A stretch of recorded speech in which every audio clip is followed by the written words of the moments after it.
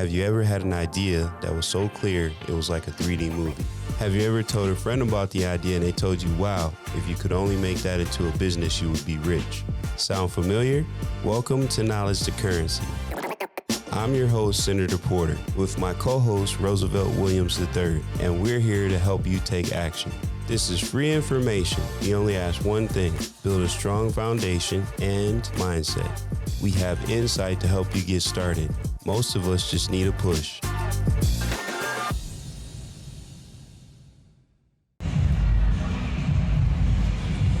Hey, it's Grant from Petco Park. And this is Cheyenne, and we're a shout out to YB and Impy for partnering with us today for our theme game. Have a good day. Welcome. Episode 9, Knowledge to Currency. I have my guests Eric and Reixa from He Fades and She Colors. How you guys doing today? Good. How you doing? How are you? Fantastic. Want to first thank you both for being on the show. This is our 9th episode. We're going to be in the double digits. So I want to talk about your business, how you got started, how you both basically came together. As of the last time we spoke, you guys recently got married. Is that correct? Yes. Well, congratulations on that. Thank you. So let's talk about your business. You're a barber and you're a hairstylist, correct? Yes. You're married and you work together. Yes. Tell us about that. You know what? Honestly, we just get along. I think that's really what it is. If we have any problems, we literally leave it before we even get out the car. Okay. I feel like no one should deal with our emotions if we have any. But honestly, we don't even really fight. And if anything, we bicker. And that's probably what our friend Nate has to deal with. He'll be like, oh, here they go again. But it's normal for all of us to even, like, bicker as a family. So, yeah, I feel like it's been easy. And we're in 2 separate rooms, so I think it really helps. Or, like, honestly, we're so busy, we don't always see each other. Like, if I grab a snack or if he's grabbing a snack, then, yeah, that's probably when we'll run into each other. But Yeah, we started going on almost about 6 years now. Okay. When we first came together, she moved down to San Diego. She didn't really have a following yet because she's not from here. She's from the Bay Area. Mm-hmm. So we had a 2-chair studio, very small, about the size of this room maybe. Okay. And we would cut right next to each other.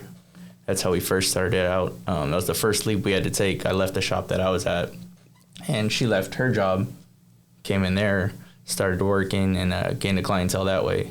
Stayed there for about a year and a half, and then now we're in an 800 square foot building, which is our second shop. And yeah, we have our private room. There's a main lobby too, where our other barber Nate cuts.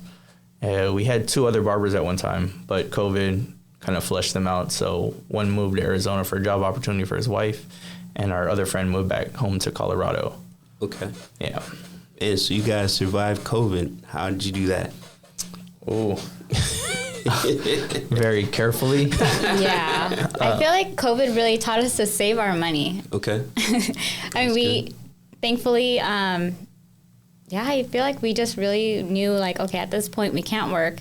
Let's just go through our checkings, and then if we have to, go through our savings. But thankfully, we didn't really have to go through so much with our savings. We really had nowhere to go. Sure. So we kind of I stayed home because, honestly, going back to work and even doing, like, secret haircuts or like secret hair appointments, for me, like, doing hair for 5 to 6 hours, it was a little uncomfortable for me, where I was like, oh, I gotta breathe the same air as this person. And I mean, even though I really, really wanted to do a hair, I just didn't want to risk it. Well, I think we kind of talked about it for all the things you have to do to sanitize your equipment and stuff.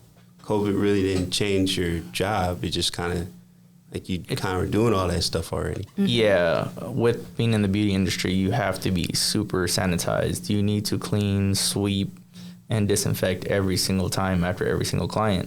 So therefore, like you said, nothing really changed. We just needed to buy a bunch of barber capes because you needed a brand new one every single time. Okay. Luckily, our barber Nate, he runs his own line. Okay. So he hooked us up with a bunch of capes, and we just kept washing them every single day. Okay. So just more laundry, honestly. More laundry for you guys. But it was also difficult. You know, some people were scared. They didn't want to get haircuts. Mm-hmm. And then you had the other crowd where they were like, yo, I need a haircut. I don't care. Can you get me? Right. So we stayed low for about 2 to 3 weeks when it first started. Mm-hmm.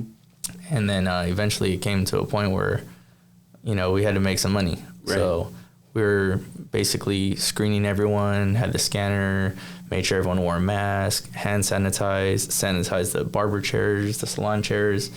And we would take a few clients in per day, not a lot, maybe like 3 or 4 clients. And we would max out at that. But we got through it. I remember you hooked me up. I had the big afro and the beard. You came to the house, did a house call. So yeah. That was huge. Then my friends came over. I don't know if you know Charles and Alvaro. Yeah. Mm-hmm. I've actually done their hair. Yeah, that's how they ended up.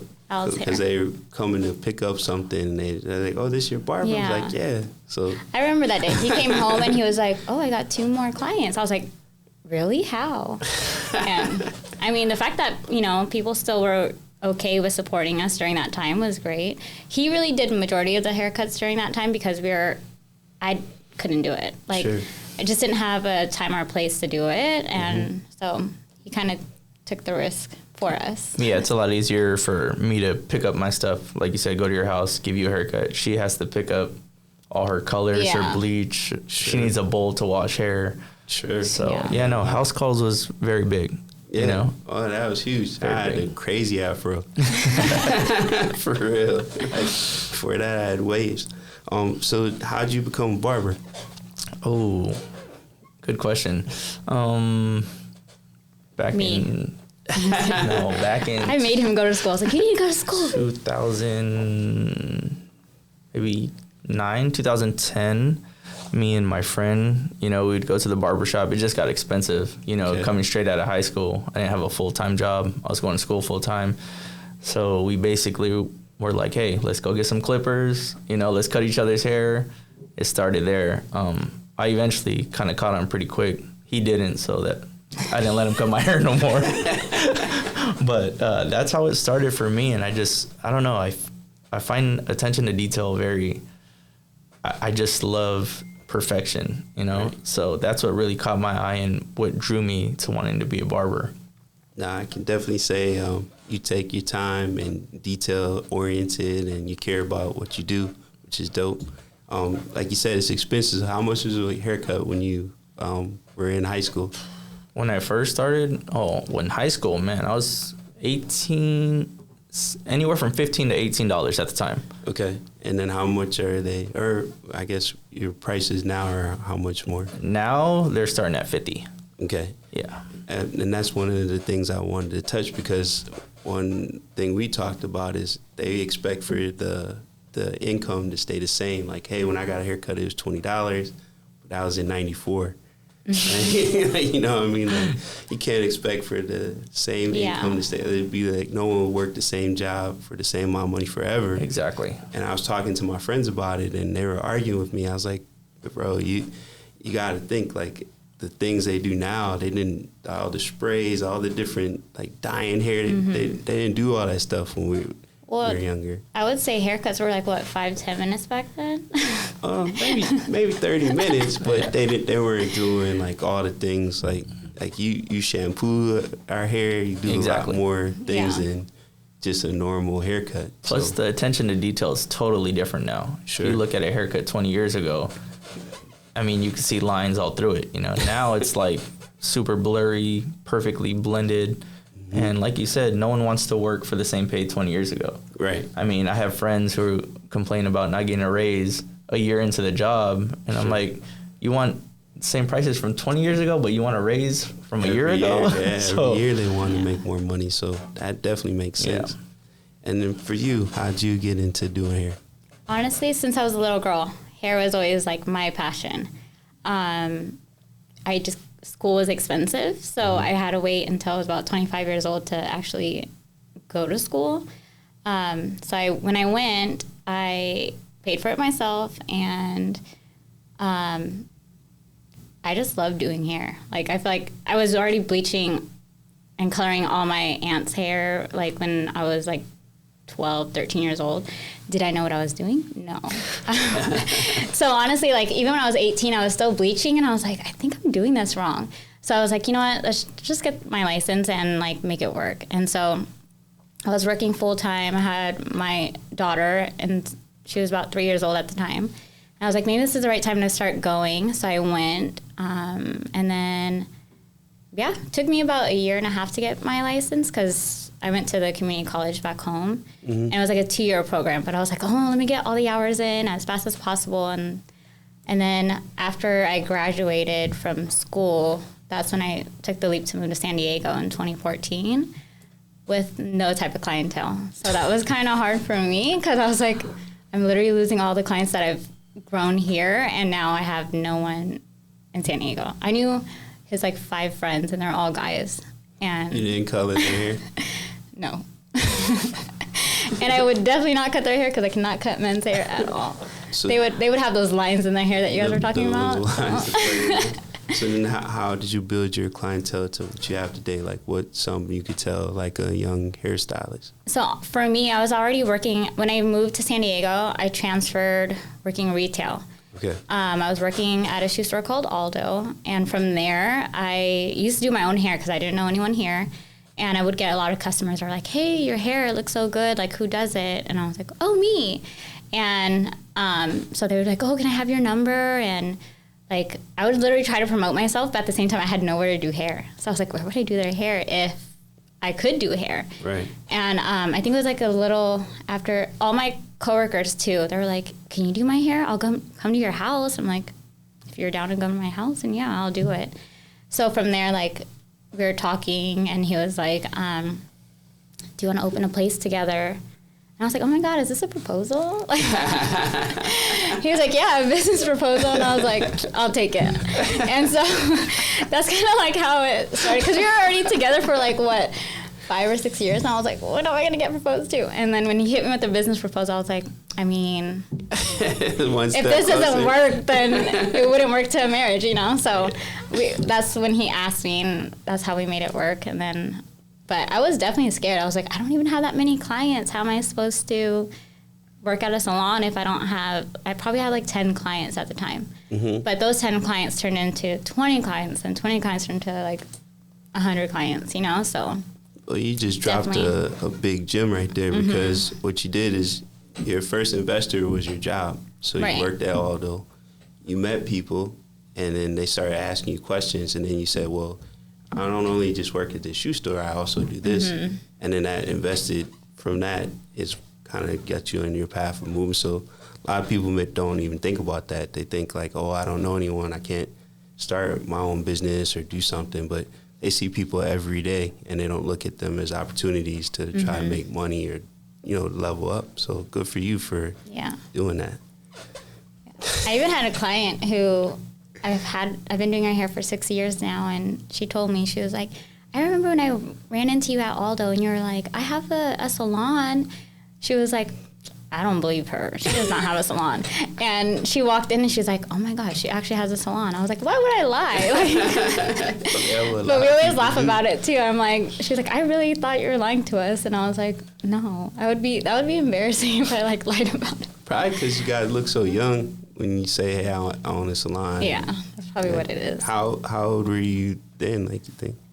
I think I was 30, 29, 30. Yeah, they probably... I was 27, 28 years old. Yeah. You decided to get your own shop. Yeah, well, I told her I was already working downtown at a barbershop. I just got my license. My goal was 2 years, and we're going to open a shop, right? Okay. 7 months, fast forward, we're opening a shop. Okay. Not 2 years. Yeah. I come to her, I'm like, hey, I found this spot. Would you want to open a shop? She's like, what do you mean? I was like, come here, let me show you. She saw it. She loved it, but she was scared. Sure. You know, and that's fine. People, it's hard to take a risk, you know, when you're uncertain of the outcome of it. Sure. So I told her, I was like, just do it. Let's do it. We're going to go all in, and we're going to be fine. Don't worry about it. It's an investment, you know, so it's like you don't know how far you can go. But he's always wanted to open up a barbershop. I've always been like, I'll manage it, but I don't want to own it. And then literally, like, months later, here I am opening up a place with him. I'm like, what the heck? I did not want this. Where do you think that comes from? Where you're like, hey, I want my own. Like, it's cool working for this shop, but nah. I'm just a go-getter. I'm very, like, when I set my mind to something, I get it done. Sure. I don't know how it's going to get done, but I'm going to finish it somehow. Like, I'll always get through it. Sure. And I've always been like that. She could tell you that. Yeah. And she's more of the, hold on, let's think I'm about the realist. this. I'm like, okay, we could think. All right, now let's go. Let's get it done. yeah, I like break down everything. I'm like, are you sure we could do this? Like, what about this? How about that? How do we get this? Like, you know, where do we start? But yeah, I think that's why we get along so well, because it's like, you know, we don't just do it. We think we like, well, you will just do it. But I'm more like, We wait, playing it out. let's take a step back, calm down. That's the thing, though. I think anyone who's trying to do something for themselves, Right. they need to just take that leap, because Sure. you're never going to get there if you keep backpedaling or staying in the same place, you know? Yep. So find out what you want to do, draw up a blueprint, you know, save money, Sure. so you can actually be afloat for a little if something does go downhill, because something always comes up, you know? Mm-hmm. And then just put everything you have into that business, and it'll flourish for sure. And now this is your second shop, right? Yes. Do you remember what the investment was for the first shop? How much we put down? Yeah, to get it all started and up and running. Not too I'd much, say because it about was $4 grand, $5 4 to grand, 5, I would say. something like that. So you started a business for $4,000. Oh yeah, That's actually not bad. yeah. Yeah. The And then- second one was a different story. Well, it was That one we had to pretty 5 much build times, up. 6 times Yeah. the space. So Yeah. I mean, but if you look at the first shop versus the second shop, I mean, night Yeah. and day, right? oh, definitely. And your clients notice the difference. Oh, definitely. Then Yes. you could ask for more for the service, because what you mean, like, I don't even drink. He was like, yeah, you like a drink? I was like, oh man, I feel like I'm at a bar. Yeah. The dog's chilling. Like, it's a nice atmosphere when you come in. It feels like you're at somebody's house almost, in a way, Definitely. for sure. But that's a gym, like, for sure. You're saying, hey, you may not know exactly what you're doing. You got an idea of how you want the plan to go, but just work the plan and see what will happen. And obviously for you guys, it worked. So Definitely. congratulations on that. Thank you. What other avenues of business are you in, just besides? Because I know you do the shoes, you do a bunch of different stuff, not just. Yeah, I have a little he does side. everything. I have a side gig. Sell sneakers, Jordans, Yeezys, Nike Dunks, basically anything popular. Mm-hmm. I'm a big sneakerhead myself, so it's not really a job for me. It's more of a hobby. Sure. And then I could still make money at the same time. How'd you figure out, like, this is a way I could make money as well? Oh, the resale market is crazy. Mhm. You know, so you buy a shoe for $100, it sells for $400. You do the math, you know, you buy that shoe, you sell it, $300 profit. Give us a secret how you get the shoes. I want some shoes.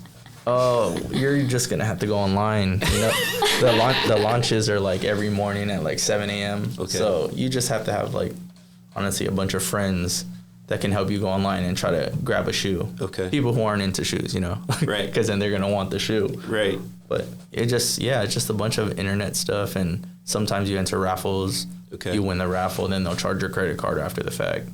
That's how out of touch I am. I went to Foot Locker thinking I could just buy some shoes, and they're like looking at me like, "Hey, we don't even sell shoes. You gotta go online." I'm like, "What the hell's the store here for?"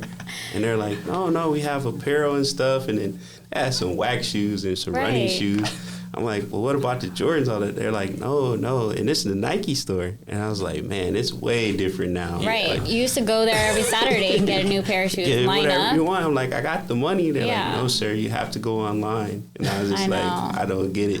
Because I think then they have the thing with Foot Locker where they're going to, Nike was talking about pulling like certain shoes from Foot Locker and just having them all go online. Well, the reason why they did that, though, was a bunch of, like, riots and people, like, jumping people outside, Oh, trying to really? steal. Yeah, it was crazy. Really? Yeah. And it's a Yeah. whole new world. I don't know nothing. That's why they do the Yeah. raffles now, so you don't even wait in front of the store. Okay. It gets hectic, especially when you go to, like, a different city. You know? Really? Yeah, it's very bad. Yeah, my hometown, the mall entrance, you know, when you walk through the doors, they like broke Pushed it it down. down? Yeah. For So the you were like Jordans? jumping, yeah, some Space It's crazy. Jams. I was like, oh, I mean, I get it. There's Space Jams, but When I was in not high for school, like to hurt somebody, you know? when I was in high school, there was like a stampede for this Jordan pack, the DMP pack. Really? Where Fashion Valley Mall, the cops were there, they blocked it off. Then everyone ran to the front door, and my friend was on the door, and everyone was pushing the door in. Yeah. And then the cops came. They're like, we're not releasing any Jordans. Go home. So you didn't get them? No. Fail. It used to be first come, first serve, and now it's like Yeah, people. but everyone, I'm talking about they're, like, people were jumping the sprinting, lines. pushing people. It was crazy. There was Yeah. like 300-400 people there. Probably in like 2010, something like that. My daughter was big into Jordans. I lived in Minnesota at the time, and you would go to the Mall of America before they opened, and then I think it was Foot Action, Foot Locker, the Nike store, I think one other store. So you just walk to each store and Pick up a finally pair. get a pair of the shoes. Oh, yeah. And then like this other guy at Foot Locker by my job, if I gave him $20, he would open up before the store opens, and I just buy him my credit card, and then he even send them for free to my daughter. What?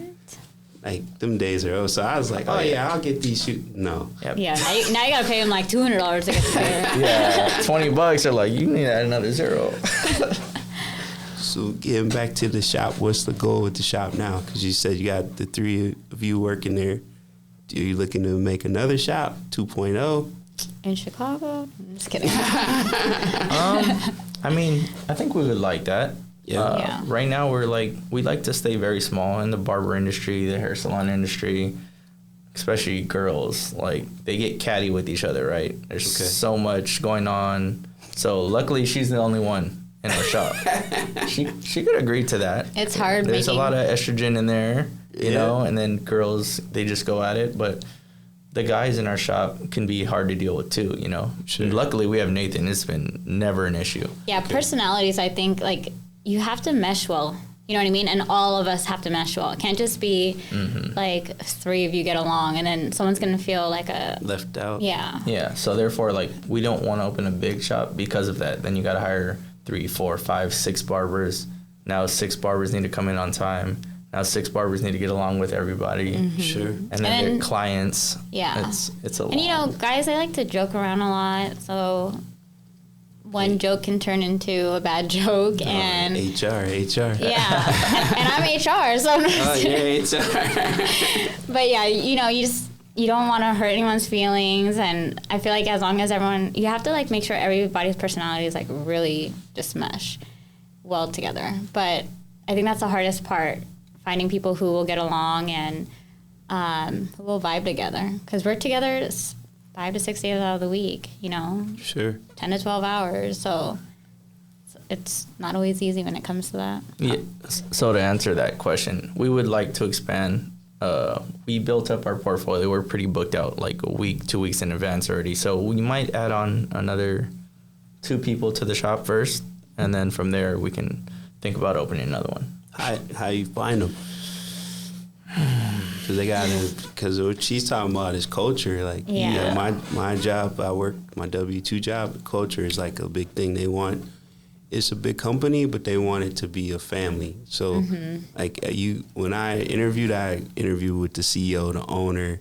Like when I worked at my other company, I might see a picture of him on my computer. I would never get to meet him. Yeah. So they had me go through an interview, and we did a Zoom. He's in Texas, and all of a sudden they're like, yeah, you got to talk to him for an hour.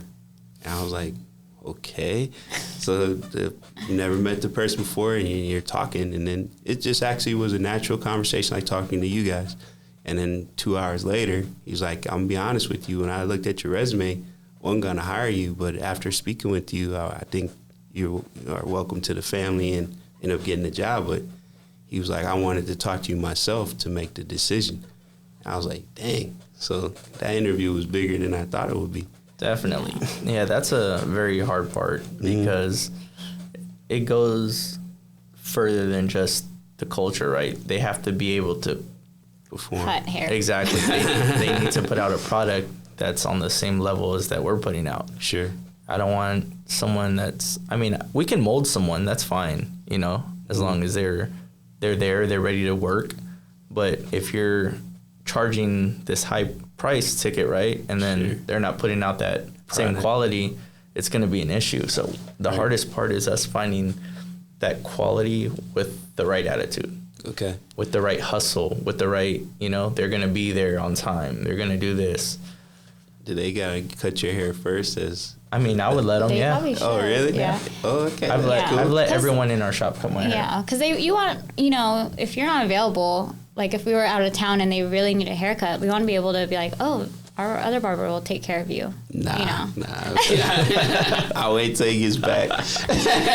No, but yeah, if I'm like, hey, Yeah. they cut my hair, then they're like, all right, you trust them. I could trust them, you know? Sure. And that's the goal, is to have everyone in the shop, regardless. You know, you close your eyes, you don't know who cut the hair. You know what I'm saying? I mean, I like the loyalty, but Guys, you don't understand. Like, we'll lose a girlfriend before you lose the barber. we were literally saying that over the weekend. The guys get Like, for real. Like guys will end up with a girlfriend after they get their haircuts, right? But then we won't see them for like a few months. I'm like, where were you? Where you been? Oh, I already have a girlfriend now, so I don't need a haircut. I'm like, no, you gotta keep her. You gotta stay looking fresh. You can't be looking crazy. Nah, I'm telling you, Lance put me on to him. I was like, man, there's so many whack barbers that I've had cut my hair.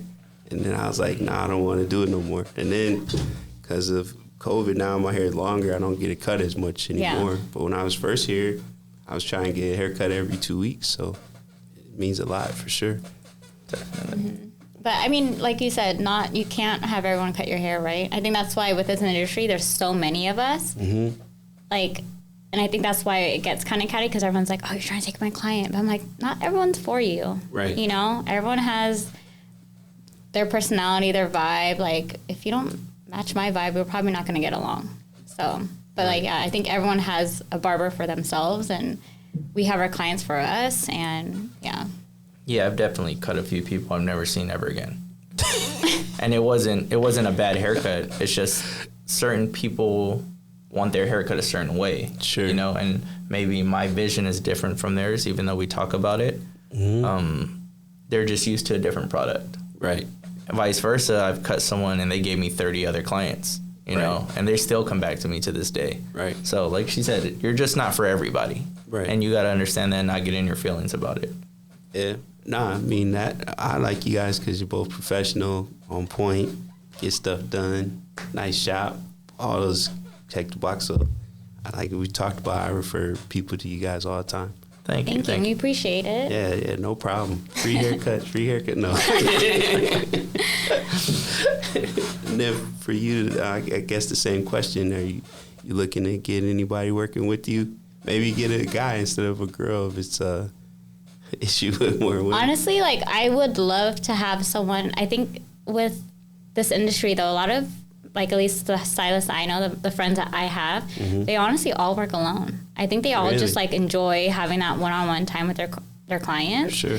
And for me, like, you know, I feel like for my clients, this is their therapy session. Okay. So being able to close the door and not have anyone like listen to what they're going through or what I'm going through, it's kind of nice because then they feel like, oh, this is great. Like I sit here for 5 hours and get my hair done, but also talk about daily problems or like fun things. And so I don't know. It would be cool. I would still probably have my own room though, to be honest, because I really do like the privacy that I get.